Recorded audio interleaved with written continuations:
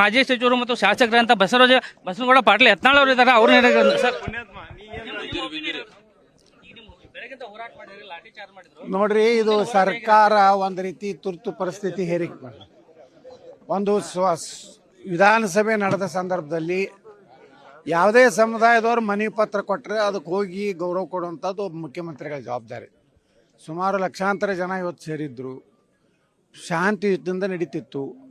ಯಾರೂ ಯಾವುದೇ ರೀತಿಯ ಮುಖ್ಯಮಂತ್ರಿಗಳಾಗಲಿ ಪೊಲೀಸರ ವಿರುದ್ಧ ಯಾವುದೇ ರೀತಿಯ ಒಂದು ಅಪಶಬ್ದ ಹೇಳಿಲ್ಲ. ಶಾಂತ ರೀತಿಯಿಂದ ಹೋಗುವಂಥ ಜನರು ಮುಖ್ಯಮಂತ್ರಿಗಳು ಬರಬೇಕಂತ ವಿನಂತಿ ಮಾಡ್ಕೊಂಡಿದ್ರು ಸ್ವಾಮೀಜಿಯವರು. ದುರ್ದೈವದಿಂದ ಲಾಠಿ ಚಾರ್ಜ್ ಪ್ರಾರಂಭ ಮಾಡಿದ್ರು. ಎಲ್ಲರಿಗೂ ಪಾಪ ಎಷ್ಟೋ ಜನ ಮುಗ್ಧ ಜನರಿಗೆ ಹೊಡೆದಾರೆ, ತಲೆ ಹೊಡೆದಿದೆ, ಕಾಲು ಮುರಿದಿದೆ. ಈ ರೀತಿ ಒಂದು ರೀತಿ ಹಿಟ್ಲರ್ ಸಾಮ್ರಾಜ್ಯದಲ್ಲಿ ಮಾಡ್ದಂಗೆ ಸಿದ್ದರಾಮಯ್ಯ ನಡ್ಕೋತಾ ಇದ್ದಾರೆ. ಇದರ ಮುಂದಿನ ದಿವಸಗಳಲ್ಲಿ ತಕ್ಕ ಪಾಠ ಈ ರಾಜ್ಯದ ಜನ ಕಲಿಸ್ತಾರೆ. ನಿಮ್ಮ ಮುಂದಿನ ಹೋರಾಟ ಹೇಗಿರತ್ತೆ ಸರ್? ಹೋರಾಟ ಈಗ ನಾವೆಲ್ಲರೂ ವೀರಣ್ಣ ಕಿತ್ತೂರು ಚೆನ್ನಮ್ಮ ಅವರ ಮೂರ್ತಿಗೆ ಹೋಗಿ ಮಾಲಾರ್ಪಣೆ ಮಾಡಿ ಅಲ್ಲೇ ನಮ್ಮ ಗುರುಗಳು ಪತ್ರಿಕಾಗೋಷ್ಠಿ ಕರೆದಾರೆ.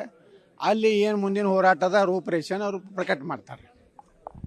ಇವಿಷ್ಟು ಬಸವರಾಜ ಪಾಟೀಲ್ ಯತ್ನಾಳ್ ಅವರ ಮಾತು. ಬೆಳಗಾವಿಯಿಂದ ಕ್ಯಾಮ್ರಾ ಪರ್ಸನ್ ಅಮೃತ್ ಅಜಯ್ ಜೊತೆ Manjunath H Patil, power TV, Belagavi.